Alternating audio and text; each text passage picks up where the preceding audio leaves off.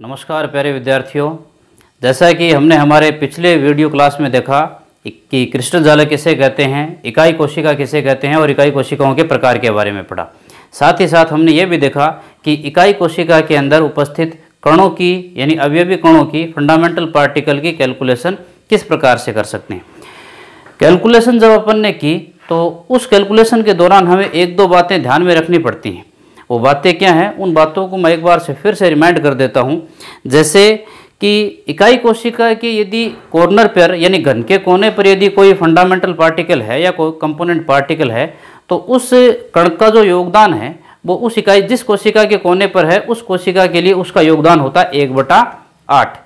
और यदि फलक के केंद्र में कोई पार्टिकल स्थित है, कोई कंपोनेंट पार्टिकल स्थित है तो उसका जो योगदान होता है वो होता है 1/2 यानी 1/2 के बराबर होता है। यदि घन के केंद्र में कोई पार्टिकल प्रेजेंट होता है तो उस कण का जो योगदान होता है वो पूरा का पूरा उसी इकाई कोशिका के लिए होता है यानी 1 के बराबर होता है। और यदि घन के किनारे के मध्य कोई पार्टिकल स्थित है तो उसका योगदान होता है 1/4। तो ये चार बातें हैं जो कि इम्पोर्टेंट हैं। जब अपन अवयवी कणों की गणना करेंगे तो ये 4 पॉइंट हमारे दिमाग में रहने चाहिए। वो 4 पॉइंट क्या है मैं उन्हें एक बार लिख देता हूँ, आप भी अपनी नोटबुक में उन्हें नोट कर लीजिएगा।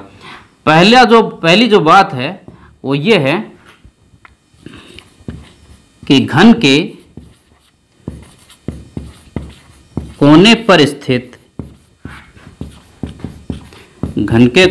स्थित एक कण का योगदान एक कण का कंट्रीब्यूशन जो है वो कितना होता है 1/8, क्योंकि कोने पर स्थित एक कण 8 इकाई कोशिकाओं को स्पर्श करता है। दूसरी जो बात है, दूसरा जो पॉइंट है जो हमें याद रखना है वो ये है कि घन के केंद्र में स्थित कण का योगदान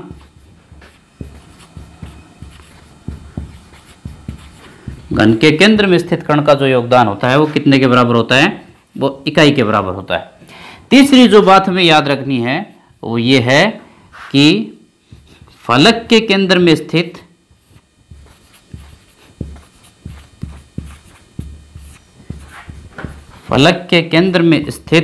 कण का जो योगदान है, कण का योगदान कितना होता है 1/2। यानी फलक के केंद्र में स्थित जो अवयवी कण है, जो कंपोनेंट पार्टिकल है, वो 2 इकाई कोशिकाओं को स्पर्श करता है। चौथी जो बात हमें याद रखनी है वो ये याद रखनी है कि किनारे के मध्य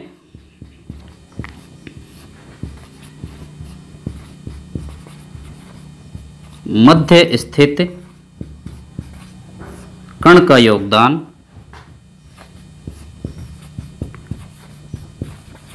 कितना होता है, वो होता है 1/4। यानी किनारे के बीच में स्थित, किनारे के मध्य स्थित जो कण है वो अन्य यानी 4 इकाई कोशिकाओं को स्पर्श करता है। तो जब अपन यूनिट सेल में उपस्थित जो कंपोनेंट पार्टिकल है उनकी नंबर ऑफ कंपोनेंट पार्टिकल की कैलकुलेशन करते हैं तो हमें इन 4 बातों को ध्यान में रखना है कि घन के कोने पर स्थित जो पार्टिकल है उसका जो कंट्रीब्यूशन होता है वो 1/8 होता है। घन के केंद्र में स्थित जो पार्टिकल है उसका कंट्रीब्यूशन जो होता है वो इकाई के यानी यूनिट के इक्वल होता है।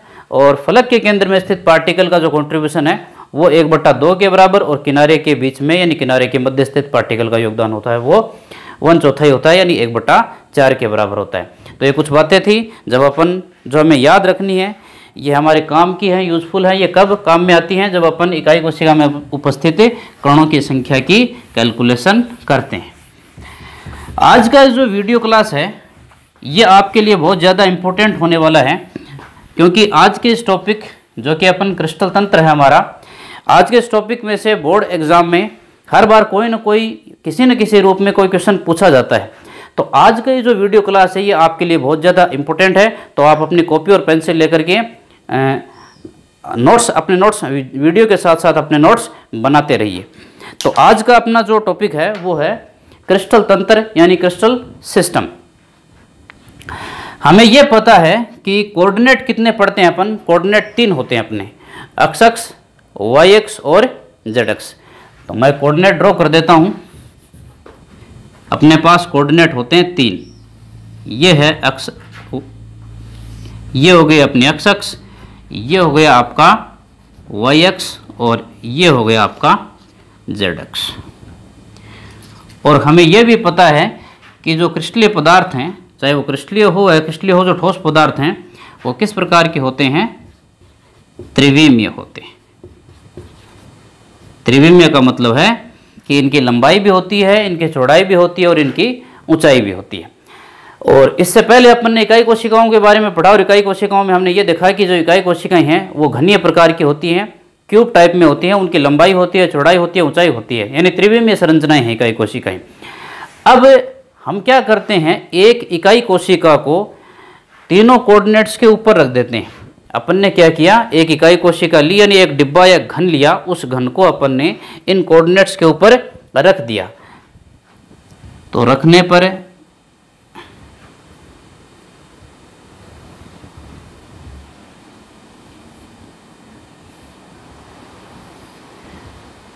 इस प्रकार की कुछ संरचना बनती है।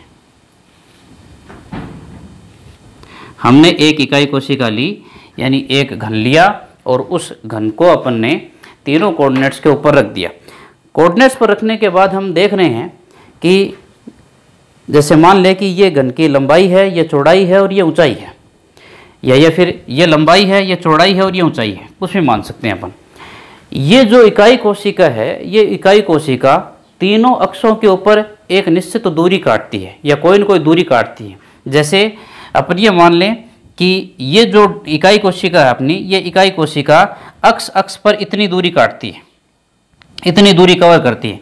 अपन ये मान लेते हैं कि ये जो दूरी है, ये जो डिस्टेंस है, यहाँ से लेकर के यहाँ तक की, यहाँ से लेकर यहाँ तक की ये जो डिस्टेंस है, इसको अपन मान लेते हैं दूरी ए।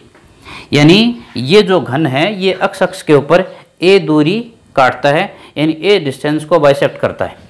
दूसरा अपन ये माने कि वाई अक्ष के ऊपर बी डिस्टेंस को कवर करता है और जेड अक्ष के ऊपर ये सी डिस्टेंस को कवर करता है।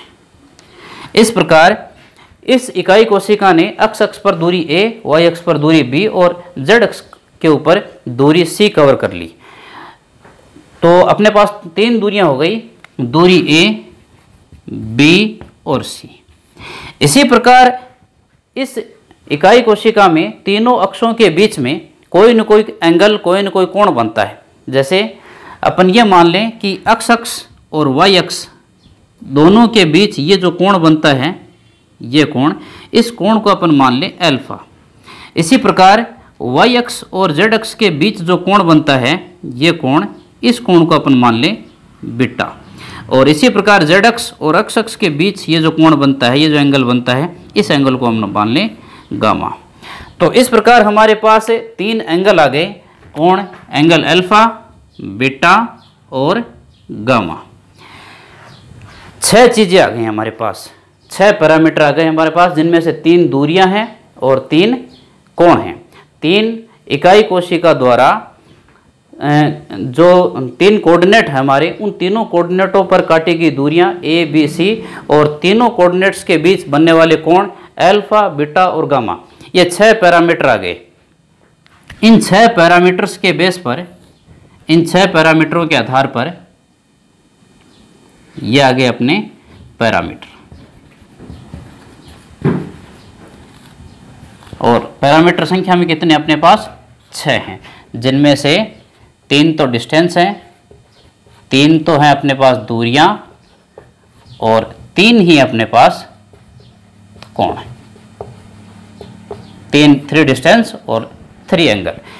इन 6 पैरामीटरों के आधार पर क्रिस्टलों को, क्रिस्टल तंत्र को कुल 7 भागों में क्लासिफाइड किया गया, 7 भागों में बांटा गया। ये इन पैरामीटर्स के आधार पर यह बताया गया है कि क्रिस्टल तंत्र जो है वो 7 प्रकार का होता है। अब ये 7 प्रकार का क्रिस्टल तंत्र कौन सा होता है, किस प्रकार होता है, इनके बारे में हम चर्चा करते हैं। तो बोर्ड एग्जाम में क्वेश्चन ये आ सकता है कि क्रिस्टल तंत्र के कितने प्रकार होते हैं। तो क्रिस्टल तंत्र के कितने प्रकार होते हैं? 7 प्रकार होते हैं। क्वेश्चन यूँ भी आ सकता है कि क्रिस्टल तंत्र को क्रिस्टल तंत्र को 7 भागों में डिवाइड किया है, लेकिन डिवाइड करने का आधार क्या है, किस आधार पर क्रिस्टल तंत्रों को डिवाइड किया गया है?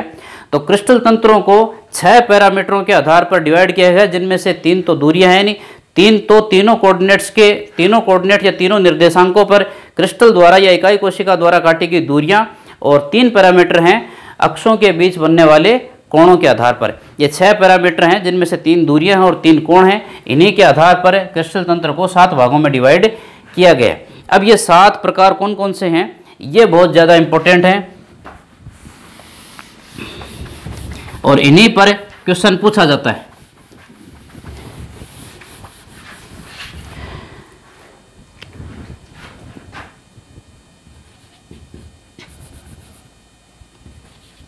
क्रिस्टल तंत्र, क्रिस्टल तंत्र के प्रकार। सबसे इंपॉर्टेंट बात है जहां से अपन शुरुआत करें, पहला कि क्रिस्टल तंत्र को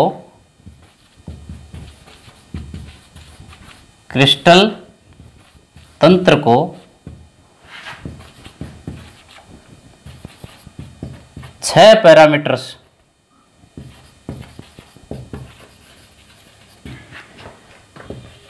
के आधार पर 7 भागों में बांटा गया है। 7 भागों में बांटा गया है। ये पैरामीटर जो हैं ये कौन कौन से हैं? पैरामीटर्स कौन कौन से हैं? पैरामीटर्स हैं डिस्टेंस, यानी तीनों अक्षों पर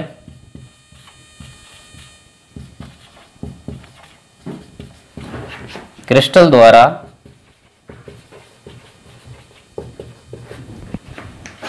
काटी गई 3 दूरियां ए, बी व सी, और तीनों अक्षों के बीच बनने वाले कोण, तीनों अक्षों के मध्य बनने वाले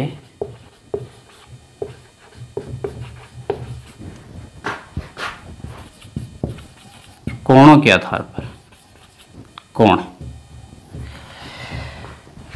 अल्फा, बीटा व गामा, ये 6 पैरामीटर हो गए, जिनमें से 3 दूरियां हैं और 3 कोण हैं।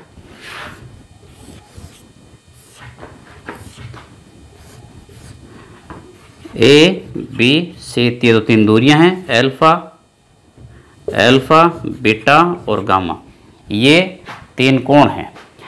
अब इन 6 पैरामीटरों के आधार पर क्रिस्टल तंत्रों को कुल कितने भागों में डिवाइड किया गया है? 7 भागों में। अपन उन 7 भागों के बारे में पढ़ेंगे। तो पहला जो टाइप है, यहां मैं एक टेबल बना देता हूं, क्रिस्टल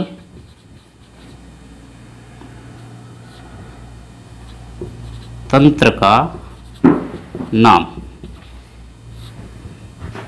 क्रिस्टल तंत्र का नाम, यहाँ क्रम संख्या, और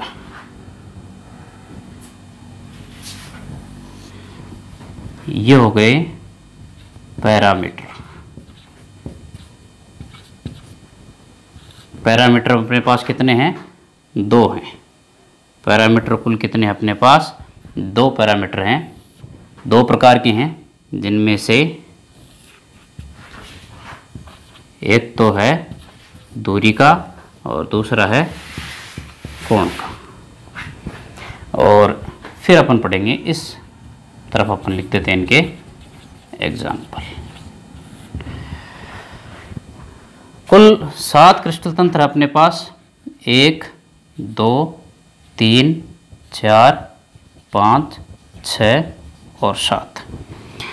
पहला जो क्रिस्टल तंत्र है उसका नाम है घनीय क्रिस्टल समुदाय, यानी इसको अपन बोलते हैं क्यूबिक पहला क्रिस्टल तंत्र है, पहले क्रिस्टल तंत्र का जो पहला प्रकार है वो है घनीय प्रकार का, यानी घनीय प्रकार की फैमिली। और इस घनीय में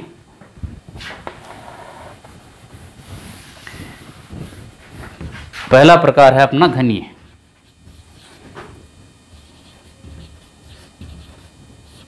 क्यूबिक। इसकी शर्त क्या है दूरियों की? दूरियों की शर्त है कि दूरी A is equal to B is equal to C, यानी तीनों दूरियां, यानी घनीय प्रकार के जितने भी क्रिस्टल हैं उन क्रिस्टलों में अक्ष अक्ष पर काटी गई दूरी, y अक्ष पर काटी गई दूरी और z अक्ष पर काटी गई जो दूरियां हैं, दूरी A, B और C, तीनों दूरियां आपस में क्या होती हैं? बराबर होती हैं। और कोण के लिए क्या कंडीशन है? कोण alpha is equal to beta is equal to gamma is equal to 90 degree. यानी घनीय क्रिस्टल की या घनीय क्रिस्टल फैमिली के जितने भी क्रिस्टल हैं उन सभी क्रिस्टलों के अंदर क्रिस्टल के तीनों अक्षों के बीच जो बनने वाले कोण हैं, कोण अल्फा, बीटा और गामा तीनों बराबर होते हैं। और प्रत्येक कोण कितने डिग्री का होता है? 90 डिग्री का होता है। इसके एग्जाम्पल देखें अपन तो जैसे NaCl, KCl, calcium fluoride, zinc sulphide,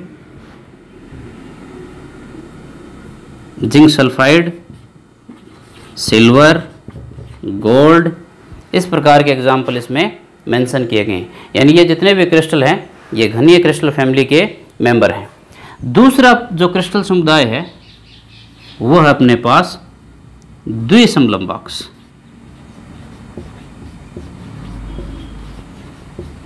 द्विसमलंबाक्ष इसको अपन बोलते हैं टेट्रागोनल।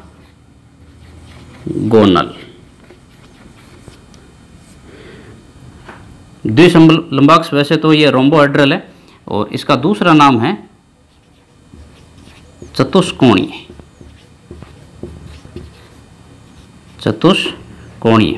चतुष्कोणीय यानी टेट्रागोनल, और द्विसमलंबाक्ष दैट मीन्स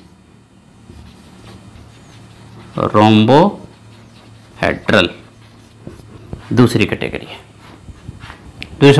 द्विसमलंबाक्ष और इसका दूसरा नाम है चतुष्कोणीय। इसके लिए डिस्टेंस की क्या है? द्विसमलंबाक्ष का मतलब, द्वि का मतलब दो, सम का मतलब समान, लंबाक्ष का मतलब लंबाई, यानी दो दूरियां समान आपस में। Distance A is equal to B but is not equal to C, यानी दूरी A और B समान है, लेकिन जो दूरी C है वो न तो A के इक्वल है और न ही B के इक्वल है। इसके लिए कोण की क्या पैरामीटर हैं? कोण के लिए क्या कंडीशन है? कोण के लिए कंडीशन है कोण अल्फा इज इक्वल टू कोण बीटा इज इक्वल टू कोण gamma is equal to 90 degree. Example की अपन बात करें तो इसमें आता है जैसे tin oxide, titanium oxide, urea etcetera, इस प्रकार के एग्जाम्पल हैं, उनको द्विसमलंबाक्ष की कैटेगरी में मेंशन किया गया है। तीसरा जो प्रकार है क्रिस्टल फैमिली का, क्रिस्टल सिस्टम का, वो है विषमलंबाक्ष। विषमलंबाक्ष जिसे अपन बोलते हैं ऑर्थोरोम्बिक।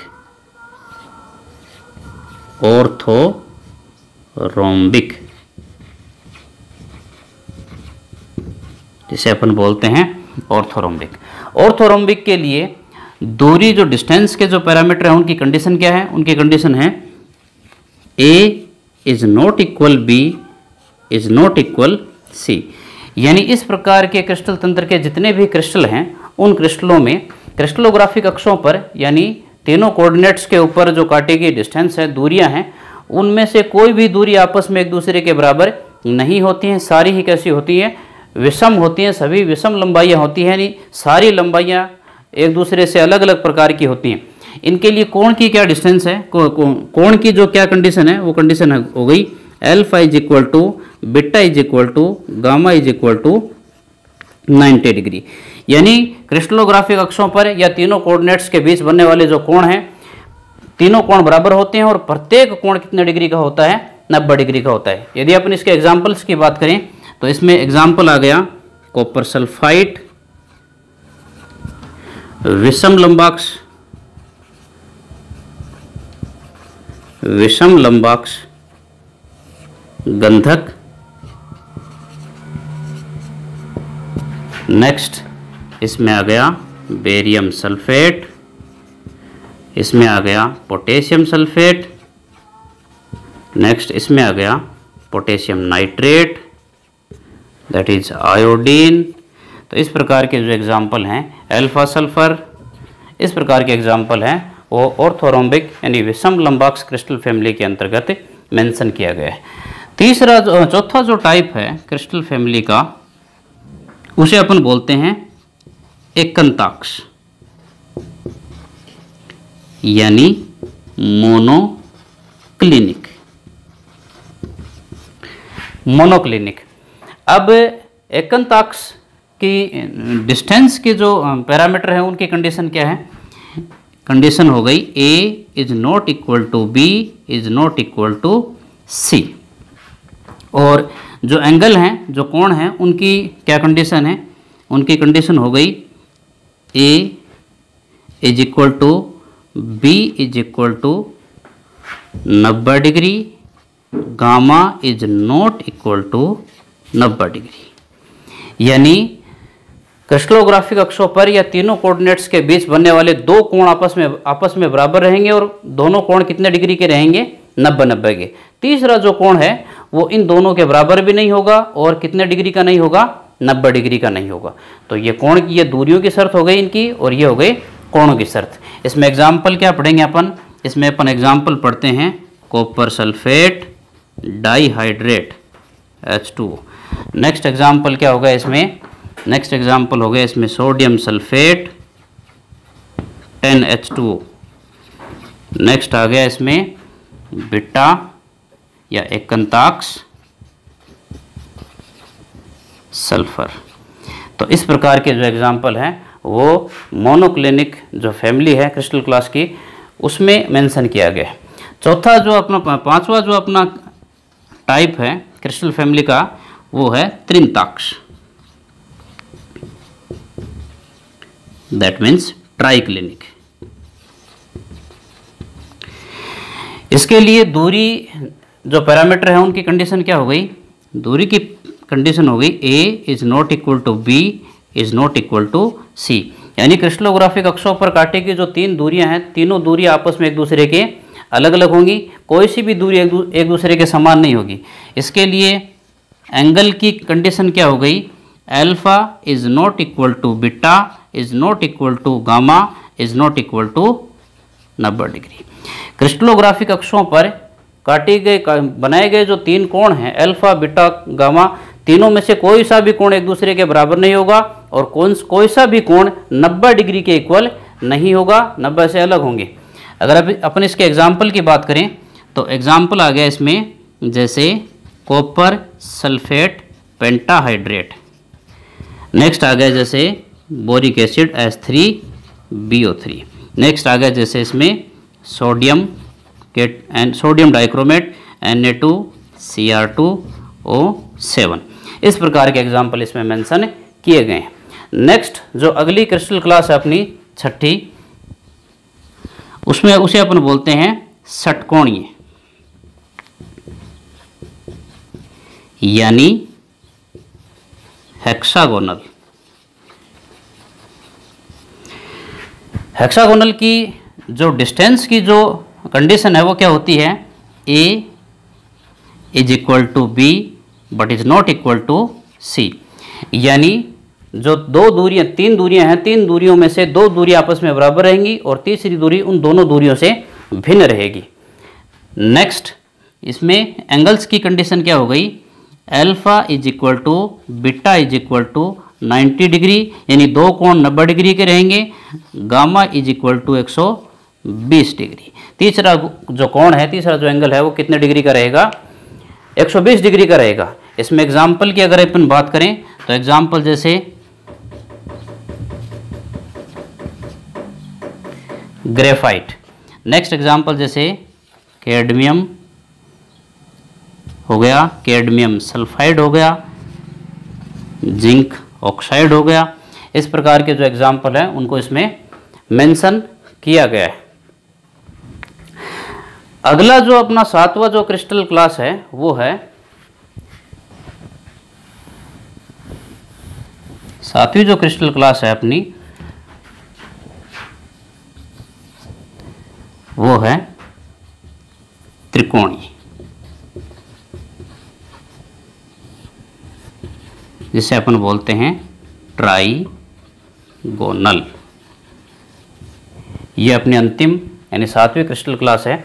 इस क्रिस्टल क्लास के लिए जो डिस्टेंस के पैरामीटर हैं वो होते हैं a = b = c, और इसके लिए एंगल्स की जो कंडीशन है वो होती है alpha = beta = gamma but is not equal to 90 degree. इसका मतलब ये हो गया कि अक्षों पर बनाए गए जो कोण है तीनों कोण आपस में बराबर होते हैं, लेकिन कोई भी कोण कितने डिग्री का नहीं होता है, 90 डिग्री का नहीं होता है। यदि अपन इसके एग्जाम्पल्स की बात करें तो इसमें मेंशन किया गया है जैसे कैल्साइट को इसमें रखा गया है, कैल्शियम कार्बोनेट को, जैसे इसमें रखा गया सोडियम नाइट्रेट को। इस प्रकार के एग्जाम्पल को इसमें रखा गया है। तो इस प्रकार जो क्रिस्टल तंत्र हैं उन क्रिस्टल तंत्रों को इन 6 पैरामीटरों के आधार पर, 6 पैरामीटर मतलब तीनों अक्षों पर काटी गई 3 दूरियां A, B, C और तीनों अक्षों के बीच बनने वाले कोण अल्फा, बीटा और गामा, इन 6 पैरामीटरों के आधार पर क्रिस्टल तंत्रों को कुल 7 भागों में डिवाइड किया गया है। और वो 7 प्रकार कौन कौन से हैं? एक तो घनीय क्रिस्टल समुदाय हो गया, दूसरा हो गया अपना द्विसमलंबाक्ष, द्विसमलंबाक्ष या इसे अपन बोलते हैं चतुष्कोणीय। जो तीसरा क्रिस्टल समुदाय है कि तीसरी क्रिस्टल फैमिली है वो अपनी हो गई विषमलंबाक्ष यानी ऑर्थोरोम्बिक। चौथी क्रिस्टल क्लास है अपना एकंताक्ष जिसे अपन बोलते हैं मोनोक्लिनिक। 5वां जो अपना क्रिस्टल समुदाय है, क्रिस्टल फैमिली है, वो हो गया अपनी त्रिंताक्ष जिसे अपन बोलते हैं ट्राइक्लिनिक। और जो छठा क्रिस्टल समुदाय है उसे अपन बोलते हैं षटकोणीय या फिर हेक्सागोनल। और जो 7वां और अंतिम क्रिस्टल समुदाय है अपना वो है त्रिकोणीय जिसे अपन बोलते हैं ट्राइगोनल। ये तो बात हो गई क्रिस्टल फैमिलीज के बारे में कि क्रिस्टल तंत्र 7 प्रकार के क्रिस्टल तंत्र हो गए अपने, और क्रिस्टल तंत्रों के लिए डिस्टेंस की जो कंडीशन है वो ये हो गई, एंगल्स की कंडीशन ये हो गई, इनके एग्जाम्पल ये हो गए। अब बात ये है कि ये जो 7 क्रिस्टल फैमिलियाँ जो हमने पढ़ी हैं उन 7 क्रिस्टल फैमिली को याद किस प्रकार किया जाए। अब इनको याद करने का एक सिंपल सा फंडा है, जो जिस तरीके से मैंने याद कर रखा है मैं उसी प्रकार से इनको याद करने का तरीका बताता हूँ आपको, और आपको भी ये उसी पैटर्न में याद करना है। क्योंकि स्टूडेंट्स को होता क्या है कि ये 7 जो कंडीशन हैं जिनमें से डिस्टेंस की कंडीशन डिस्टेंस की है, एंगल्स की है, इनमें कन्फ्यूजन हो जाता है। और जब एग्जाम में किसी क्रिस्टल फैमिली के बारे में पूछ लिया जाता है कि जैसे हेक्सागोनल क्रिस्टल फैमिली की डिस्टेंस और एंगल्स की जो कंडीशन है वो कंडीशन लिखिए, या फिर एग्जाम में पहले से कोई कंडीशन दी जाती है और ये पूछा जाता है कि क्रिस्टल फैमिली का प्रकार बताइए, तो स्टूडेंट क्या हो जाते हैं, कन्फ्यूज हो जाते हैं।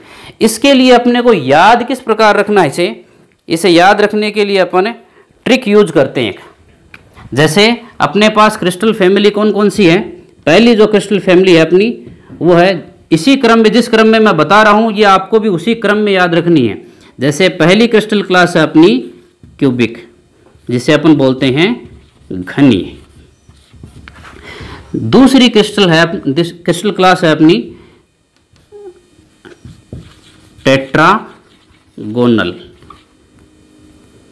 टेट्रागोनल जिसे अपन बोलते हैं चतुष्कोणीय।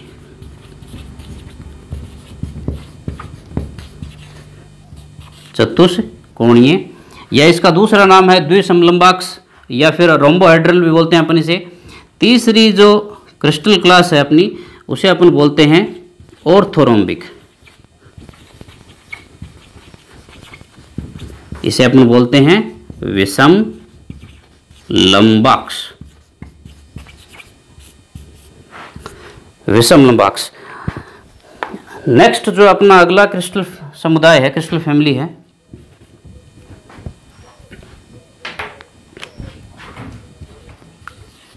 चौथी जो क्रिस्टल फैमिली है अपनी उसे अपन बोलते हैं मोनोक्लिनिक।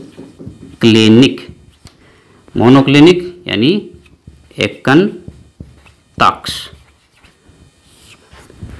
नेक्स्ट पांचवी है जिसे अपन बोलते हैं ट्राई क्लिनिक, ट्राई क्लिनिक जिसे अपन बोलते हैं त्रिंताक्ष।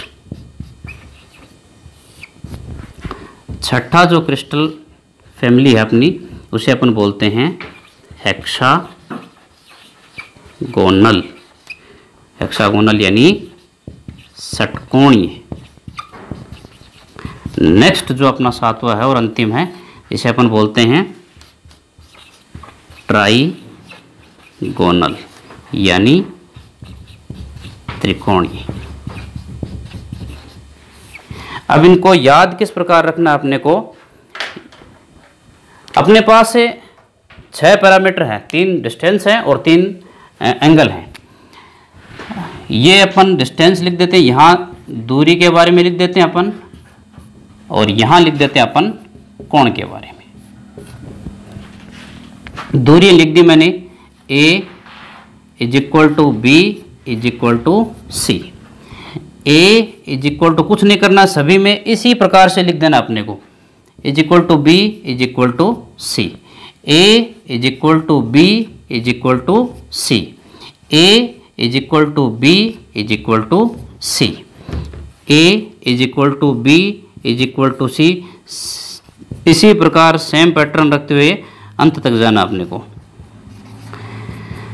अब हमें याद क्या रखना है, याद हमें ये रखना है कि घनीय जो क्रिस्टल समुदाय है उसमें distance A is equal to B is equal to C, तीनों दूरियां बराबर होती हैं।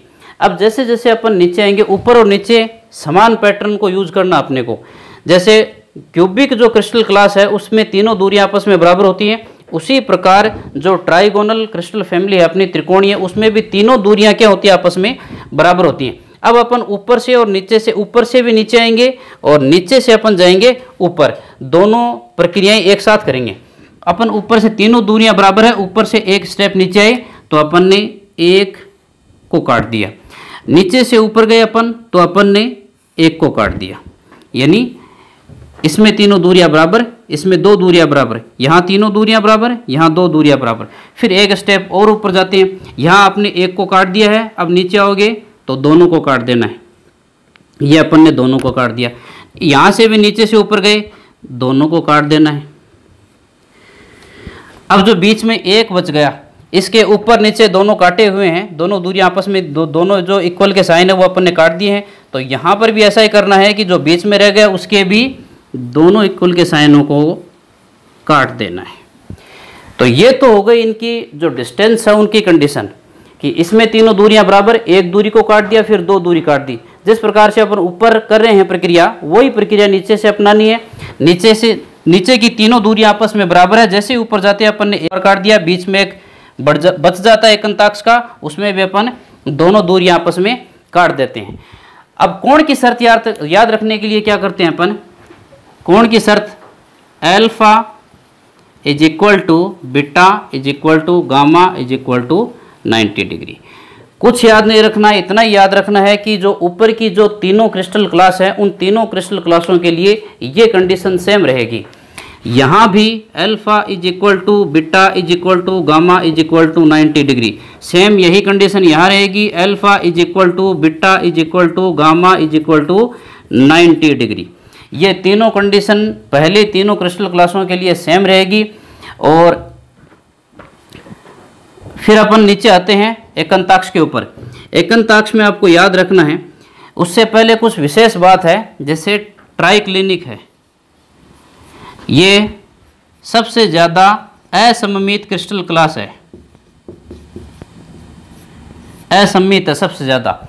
असममित का मतलब है इसमें कोई भी बराबर नहीं है, न तो तीनों दूरियां आपस में बराबर हैं, न ही तीनों कोण आपस में बराबर हैं, और तीनों कोणों में से कोई भी कोण 90 डिग्री का नहीं है। इसका मतलब इसकी शर्त अपने को याद रखनी पड़ेगी। जैसे A is not equal to B is not equal to C, और एंगल्स की शर्त हो गई alpha is not equal to beta is not equal to gamma is not equal to 90 degree. ये अपने को याद रखना है एकंताक्ष में। अब ये तो हो गई त्रिंताक्ष की शर्त। एकंताक्ष में अपने को किस प्रकार याद रखना है, एकंताक्ष में alpha is equal to beta is equal to 90 degree, gamma is not equal to gamma is not equal to 90 degree. यानी दो कोण 90 डिग्री के हैं और तीसरा कोण 90 डिग्री से या तो छोटा होगा या फिर बड़ा होगा। त्रिंताक्ष की एक कंडीशन हो गई। षटकोणीय हेक्सागोनल। अब हेक्सागोनल में अपने को यह पता है कि जैसे अपन कक्षा 11 में व्यंजन की संरचना पढ़ते हैं, व्यंजन किस प्रकार की होती है, षटकोणीय होती है। और षटकोणीय संरचना में ये जो एंगल है ये कितने डिग्री का होता है, 120 डिग्री का होता है। तो इस चीज को ध्यान में रख करके अपने को इसकी शर्त याद रखनी है एंगल्स की। एंगल्स में एक तो दूरियों में तो ये हो गई a is equal to B but is not equal to C, और एंगल्स में हो गया अल्फा, दो कोण 90 डिग्री के और एक कोण 120 डिग्री का, यानी alpha is equal to beta is equal to 90 degree and gamma is equal to 120 degree, यानी 120 डिग्री का। और जो त्रिकोणीय की जो एंगल्स की कंडीशन है वो alpha is equal to beta is equal to gamma is equal to but is not equal to 90 degree, यानी तीनों कोण आपस में बराबर हैं लेकिन कोई सा भी कोण 90 डिग्री का नहीं है। तो दूरियों की शर्त याद रखने के लिए अपन ये देखेंगे कि तीनों सभी के लिए सेम कंडीशन लगा कर फिर काटना शुरू कर देंगे। ऊपर से एक काटा, नीचे से भी एक काटा, फिर बीच में 3 बच गए, तीनों को अपन तीनों को काट देते हैं। तो ये तो डिस्टेंस की कंडीशन हो गई, ये इनके एंगल्स की कंडीशन हो गई। एंगल्स की कंडीशन में अपने को ये याद रखना है कि ऊपर की जो 3 क्रिस्टल क्लास हैं उन तीनों क्रिस्टल क्लासों में alpha is equal to beta is equal to gamma और तीनों कोण कितने डिग्री के होते हैं, 90 डिग्री के होते हैं। ऊपर के तीनों में सेम है। जो ट्राई क्लिनिक है, त्रिंताक्ष जो क्रिस्टल फैमिली है, वो सबसे ज़्यादा मोस्ट एसिमेट्रिक क्रिस्टल क्लास है। उसमें न तो तीनों दूरियां आपस में बराबर होती हैं, न तीनों कोण आपस में बराबर होते हैं और कोई सा भी कोण 90 डिग्री का नहीं होता है। तो एग्जाम में इसके बारे में पूछा जा सकता है कि सबसे ज़्यादा असममित क्रिस्टल क्लास कौन सी होती है, तो वो होती है त्रिंताक्ष यानी ट्राइक्लिनिक। और सबसे ज़्यादा सिमेट्रिक, सबसे ज़्यादा सममित क्रिस्टल क्लास कौन सी होती है, वो होती है क्यूबिक यानी घनीय, ये होती है सममित। मोस्ट सिमेट्रिक और मोस्ट एसिमेट्रिक। मोस्ट सिमेट्रिक की अगर बात करें तो क्यूबिक क्यों, क्योंकि यहाँ तीनों दूरियां आपस में बराबर हैं और तीनों कोण आपस में बराबर हैं और प्रत्येक कोण कितने डिग्री का है, 90 डिग्री का है। तो एग्जाम में क्वेश्चन पूछा जा सकता है कि सबसे ज्यादा सममित क्रिस्टल क्लास के लिए दूरी और एक अक्षों पर काटे की दूरी और अक्षों के बीच बनने वाले कोणों के पैरामीटर्स हैं, उनकी शर्त बताइए। तो आपको बताना पड़ेगा कि क्यूबिक क्रिस्टल क्लास के लिए a is equal to B is equal to C and alpha is equal to beta is equal to gamma is equal to 90 degree. तो और सबसे ज्यादा असममित क्रिस्टल क्लास हो गई अपनी त्रिंताक्ष। तो ये हो गई अपनी आज की क्लास। आई होप कि आज का ये जो वीडियो है ये आपके लिए हेल्पफुल रहा होगा और आपने साथ में मैं उम्मीद करता हूँ कि आपने साथ में नोट्स भी बनाए होंगे। वीडियो देखने के बाद आप अपने नोट्स को भी पढ़िए और पढ़ने के बाद स्वाभाविक है कि कोई ना कोई समस्याएं जरूर आएंगी। उन समस्याओं को आप कमेंट बॉक्स में जाकर के टाइप करके मुझे भेज दीजिए। मैं अपने अगले वीडियो में उन सभी आपकी समस्याओं का समाधान कर दूंगा। Thanks for watching.